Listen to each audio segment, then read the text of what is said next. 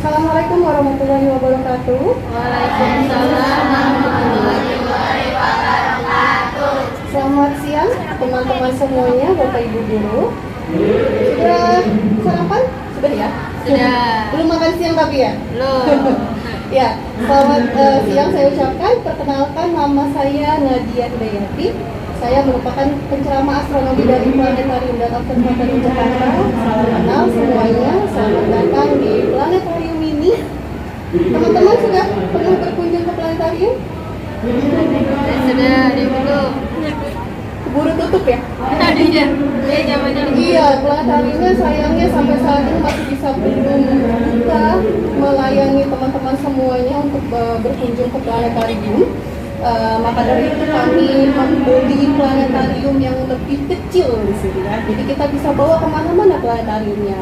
Seperti saat ini di sekolah teman-teman ya, kita menggunakan planetarium. Nah, kita mau ngapain nih kira-kira di dalam planetarium? Mau camping? Seperti bentuknya seperti tenda ya. Tapi di sini di dalam planetarium ini kita akan melihat simulasi pergerakan benda-benda langit. Benda-benda langit saat kapan? Pada saat ini atau pada waktu yang akan datang, masa depan, atau kita bisa juga melihat benda-benda langit di masa lalu. Semuanya bisa kita lihat di dalam planetarium. Dan sebelum dimulai ceritanya, domainnya, beberapa ada petunjuk selama berada di dalam planetarium ini. Bagi teman-teman atau Bapak Ibu guru yang mau merekam atau memfoto, diperbolehkan, tetapi mohon untuk mengatur pencahayaan handphonenya menjadi yang paling redup. Dan saat memotret atau merekam video, tidak menggunakan bridge kamera. Bridge kameranya bisa dinonaktifkan ya. Dan di sini juga ada petunjuk di dalam planetarium ini, ada petunjuk arah. Di hadapan saya ada huruf S sebagai petunjuk arah selatan. Di sebelah kanan saya ada huruf D sebagai petunjuk arah barat. Di belakang ada huruf U sebagai petunjuk arah utara, dan di sebelah kiri ada huruf T sebagai petunjuk arah timur. Di sebelah arah timur di sini ada petunjuk waktu. Sudah diatur waktunya di tanggal 19 Februari tahun 2025, dan waktunya sedikit dipercepat ya. Oh, terlambat malah. Jalannya mundur ya. Ya, di sini kita bisa balik ke masa lalu, kita mempercepat ke masa lalu atau menuju ke masa depan. Sekarang kita percepat waktunya. Dan kalau di hampir jam 12 siang hari ini, kira-kira ada benda langit apa yang bisa teman-teman amati? Ada matahari. Lalu kalau misalnya yang bisa dilihat hanya matahari pada siang hari, apakah benda-benda langit yang lainnya menghilang? Enggak. Terus kemana? Kok nggak kelihatan sih kalau siang-siang? Cuman kelihatannya matahari doang. Terang apanya? Langitnya terang karena apa? Karena matahari paling dekat dengan bumi. Jadi sinar-sinar dari bintang-bintang atau planet-planet semuanya kalah terangnya sama sinar matahari. Sehingga kalau pada siang hari yang bisa kita amati hanya matahari saja ya. Matahari terbitnya di arah mana? Di arah timur ya. Jadi kalau pagi-pagi sekitar jam 6 pagi matahari akan mulai terbit di arah timur. Semakin siang dia semakin ke arah puncak langit. Puncak langit disebut sebagai zenit atau titik zenit. Terus kalau sore-sore semakin ke arah mana dia? Ke arah barat. Dan dia akan terbenam di arah barat sekitar jam 6 sore. Sekarang mari kita percepat waktunya. Sudah jam 1 siang. Semakin lama mataharinya semakin bergerak ke arah barat. Apakah itu artinya benda-benda langit itu bergerak? Bergerak. Ternyata bukan benda-benda langit yang bergerak, teman-teman. Kenapa bisa sih kok benda langitnya terlihat seperti terbit di timur, bergerak di barat, dan semakin Oke, kita perlambat di sini. Di sini kita sudah yang tadinya ada matahari di puncak langit, kemudian kalau waktunya dipercepat matahari semakin terbenam, kemudian kalau sudah malam hari muncul banyak bintang-bintang. Apakah benda langitnya bergerak? Nampaknya seperti bergerak ya benda-benda langitnya ya, baik matahari, planet-planet ataupun bintang-bintang, begitu juga dengan bulan. Tapi sebenarnya yang bergerak itu adalah bumi kita. Bumi kita melakukan gerak rotasi namanya. Di mana gerak rotasi bumi kita ini, bumi berputar pada porosnya dari arah barat ke arah timur. Sehingga benda-benda langitnya akan nampak seperti terbit dari arah timur dan menggelam ke arah barat. Disebut sebagai gerak semu harian benda langit. Dikatakan semu karena bukan benda-benda langit yang sebenarnya bergerak, melainkan bumi kita yang melakukan gerak rotasi. Dikatakan harian karena memang akan terjadi sepanjang hari. Jadi nggak pernah tuh bumi kita berhenti berotasi walaupun 1 detik. Jadi bumi akan selalu berputar pada porosnya. Dan teman-teman bisa lihat sudah banyak sekali bintang-bintang yang bisa diamati ya. Berbeda ya kalau di Depok ya. Teman-teman bisa mengamati bintang-bintang nggak kalau malam-malam? Jarang. Jarang ya, paling cuma ada bintang-bintang yang terang aja yang bisa kita amati ya. Tadi kata temennya karena banyak polusi, benar. Karena di kota-kota besar itu banyak sekali polusi. Ada polusi udara, polusi cahaya, yang menyebabkan cahaya dari bintang-bintang yang tidak terlalu terang akan terhalang oleh polusi udara yang ada di atmosfer bumi kita. Sehingga yang bisa diamati hanya bintang-bintang yang terang-terang saja. Bintang-bintang yang redup jadi tidak teramati. Jadi kalau misalnya teman-teman mau melihat banyak bintang-bintang di langit malam kota Depok, teman-teman harus mengurangi namanya polusi. Bagaimana caranya? Teman-teman harus rajin-rajin membersihkan lingkungan di sekitar teman-teman, baik di lingkungan rumah atau di lingkungan sekolah, dan juga bisa mengurangi polusi cahaya. Caranya, teman-teman bisa mengurangi penggunaan cahaya atau lampu di luar rumah. Kalaupun memerlukan ada lampu di luar rumah, lampunya bisa dipakaikan topi, dikasih penutup di bagian atasnya. Itu bisa mengurangi polusi cahaya. Sehingga yang diterangi cukup bagian jalanannya aja yang di bawah. Langitnya biarkan dia gelap, supaya langitnya nanti akan banyak bintang-bintang yang bisa kita amati. Sekarang mari kita lihat bintang-bintangnya. Banyak sekali ya.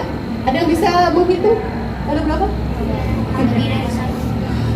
Lebih dari jutaan ya, bahkan miliaran bintang yang ada di alam semesta.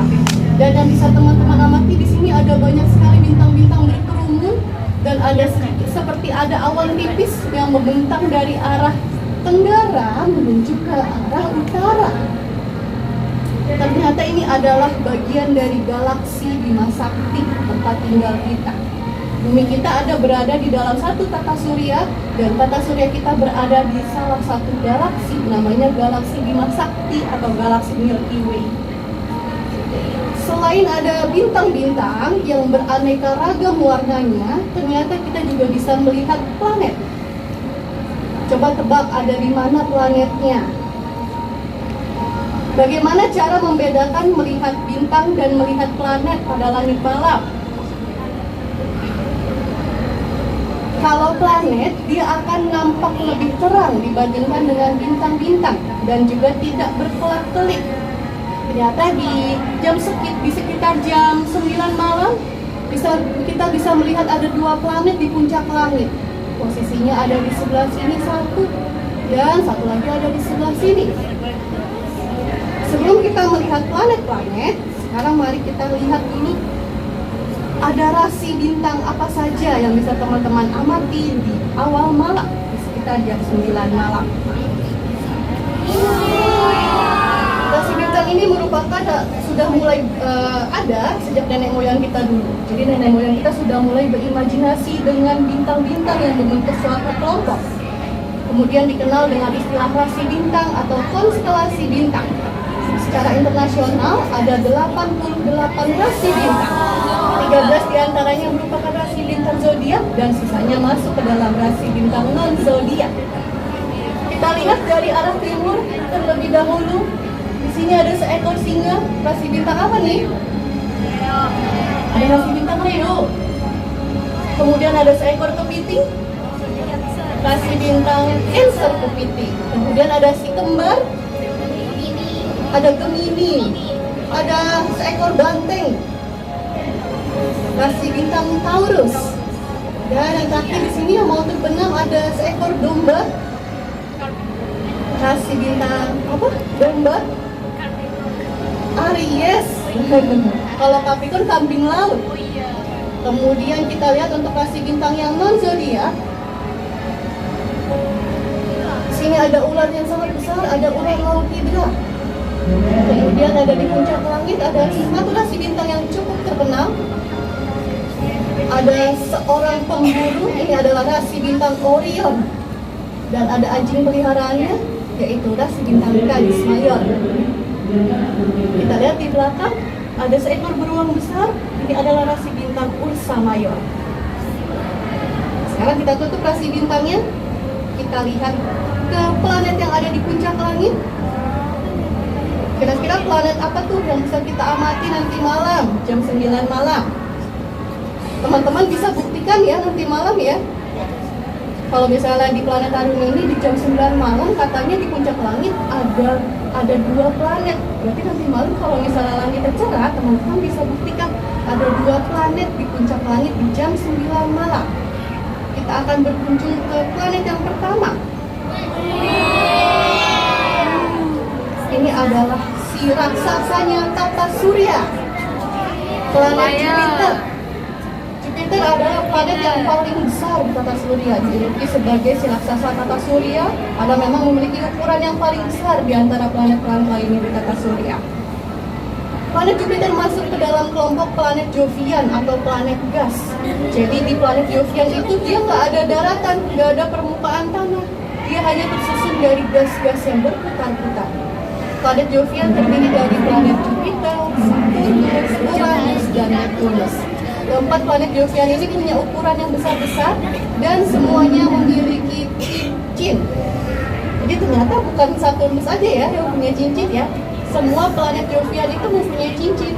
Hanya saja di planet Jupiter cincinnya tidak setebal planet Saturnus. Cincinnya tipis sekali, jadi sulit untuk diamati. Dan bisa teman-teman lihat di sekeliling planet Jupiter ini ada satu titik-titik. Kira-kira ini apa ya? Apakah bintang? Iya, ini adalah satelit dari planet Jupiter. Jupiter punya 95 satelit alami. Kalau bumi kita hanya ada satu ya, yaitu bulan.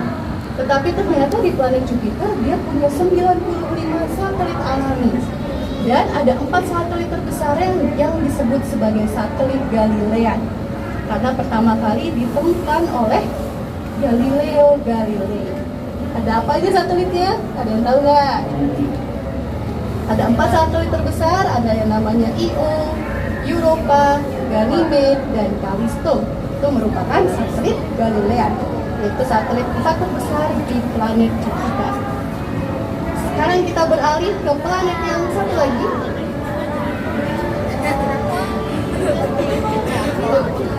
Berikutnya adalah si planet merah.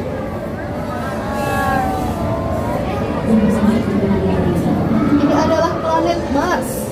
Jadi di puncak langit di jam 9 malam teman-teman ternyata bisa mengamati planet Jupiter dan planet Mars. Planet Mars ini merupakan tetangganya planet Bumi ya. Setelah planet Bumi ada planet Mars. Urutan keberapa dari yang paling dekat dengan matahari? Yang pertama ada planet apa? Ada Merkurius, kemudian Venus, Bumi, Mars. Setelah Mars, Jupiter, Saturnus, Uranus, dan terakhir Neptunus.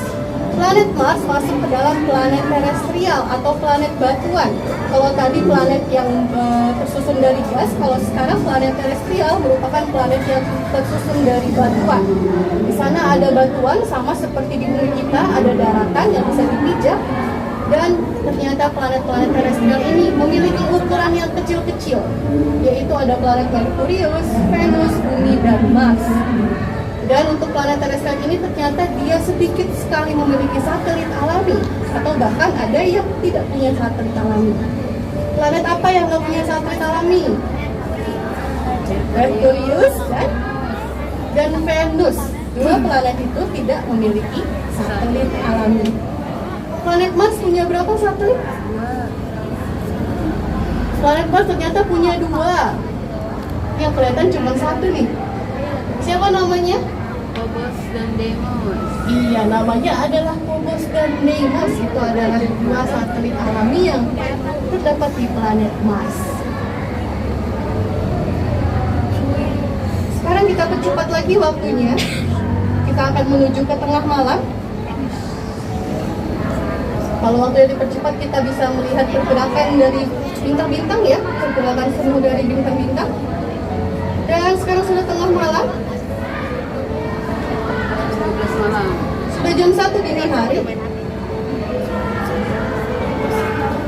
Teman-teman bisa melihat ke arah timur. Dan kalau misalnya di tengah malam seperti ini, kita akan bisa melihat suatu fenomena seperti ada cahaya yang bergerak sangat cepat. Kira-kira fenomena apakah itu? Fenomena ini adalah fenomena meteor. Kalau komet beda lagi ya. Ternyata teman-teman, di luar bumi kita itu tidaklah kosong. Ada banyak sekali batu-batu luar angkasa yang bernama batu meteoroid. Ketika batuan meteoroid ini berada posisinya dekat dengan bumi, dia bisa saja tertarik oleh gravitasi bumi. Dan ketika bertabrakan di atmosfer, dia akan menghasilkan percikan cahaya. Yang bisa kita lihat di permukaan bumi adalah fenomena meteor seperti ini. Lalu apakah batuannya bisa jatuh ke bumi? Bisa, kalau misalnya ukurannya besar dan kecepatan jatuhnya kecepatannya tinggi. Dan batu-batu yang sampai ke permukaan bumi, yang jatuh ke permukaan bumi disebut sebagai batu meteorit. Jadi ketika masih berada di luar angkasa disebutnya batu meteoroid. Ketika bergesekan di atmosfer disebut sebagai meteor, dan ketika jatuh di bumi disebut sebagai batu meteorit. Selain ada fenomena meteor, teman-teman bisa melihat ke arah timur ada satu benda langit yang baru saja terbit.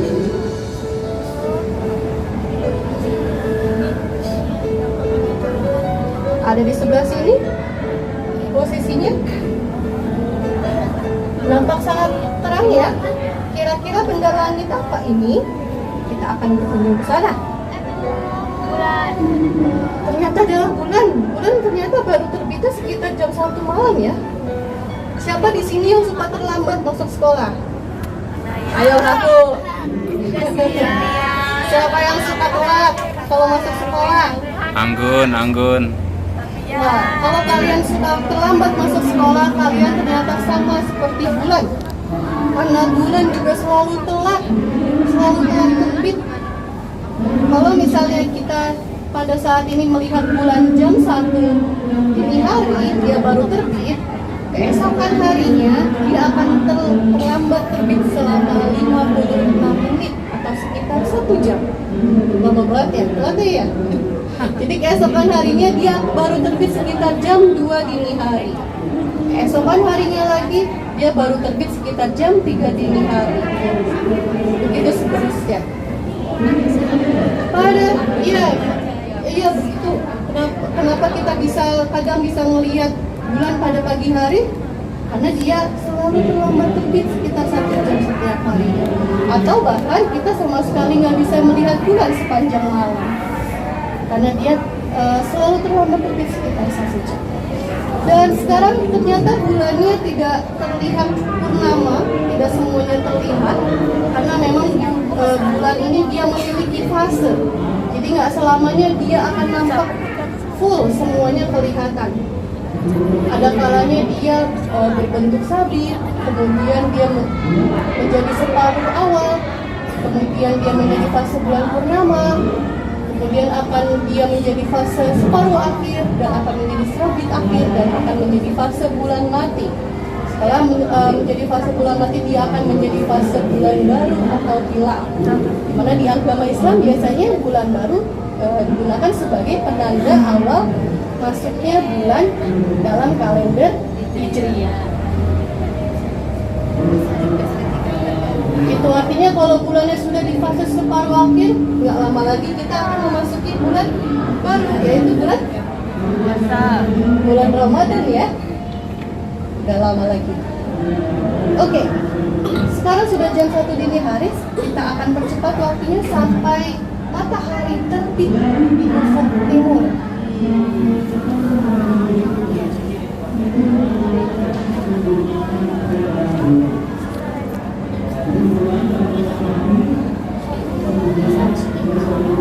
Kira-kira mataharinya terbit jam berapa? Ya, sudah jam 7 pagi. Dan matahari sudah nampak di arah timur. Mataharinya sudah terbit tadi di arah timur, tapi kok kayaknya dia nggak tepat terbit di arah timur ya? Arah timurnya ada di sebelah sini, tapi mataharinya ada di sebelah sini. Apakah matahari jalan-jalan? Enggak. Iya, jalan-jalan. Ternyata benar, matahari akan nampak seperti bukan berjalan-jalan sungguhan, dia akan nampak seperti berjalan-jalan sepanjang tahun. Dalam 1 tahun, matahari yang akan tepat terbit di arah timur ternyata hanya terjadi 2 kali, di bulan Maret dan di bulan September. Disebut sebagai fenomena September equinox atau March equinox. Ada yang sering dengar nggak istilah equinox? Saya suka ramai dibicarakan di televisi. Akan ada fenomena equinox, matahari akan nampak lebih panas dari biasanya siang harinya. Ternyata itu adalah fenomena astronomi, teman-teman. Teman-teman tidak perlu takut dengan fenomena equinox. Itu merupakan fenomena matahari di mana dia akan tepat berada di arah timur saat terbit dan tenggelam tepat di arah barat. Dari bulan Maret dia akan jalan-jalannya ke arah selatan. Kemudian dari di bulan Juni, dia akan balik lagi ke arah timur di bulan September. Dan kemudian dia akan jalan-jalan lagi di bulan Maret ada di arah utara. Disebut dengan titik balik selatan atau titik balik utara. Sekarang kita perhatikan matahari dengan lebih dekat. Ada yang sudah meneropong matahari di luar? Sudah lihat mataharinya? Matahari ini adalah sebuah bintang yang paling dekat dengan bumi kita. Jaraknya sekitar 150 juta kilometer. Kenapa disebut sebagai bintang? Karena matahari ini bisa menghasilkan energinya sendiri. Energinya berasal dari inti matahari, di mana di dalam inti matahari, di bagian dalamnya matahari akan menghasilkan energi yang sangat dahsyat. Yang kemudian energinya disebarkan ke seluruh permukaan matahari dan kemudian disebarkan ke seluruh tata surya. Dan untuk sampai ke bumi kita ternyata matahari perlu waktu selama 8 menit. Jadi yang tadi matahari teman-teman lihat di teleskop saat mimpi, ternyata itu bukanlah matahari real time, melainkan matahari 8 menit yang lalu. Kenapa bisa begitu? Karena ternyata cahaya dari matahari perlu waktu untuk merambat sampai ke kita, karena posisinya yang sangat jauh dari matahari. Begitu juga dengan bintang-bintang lainnya yang jaraknya lebih jauh lagi dari matahari.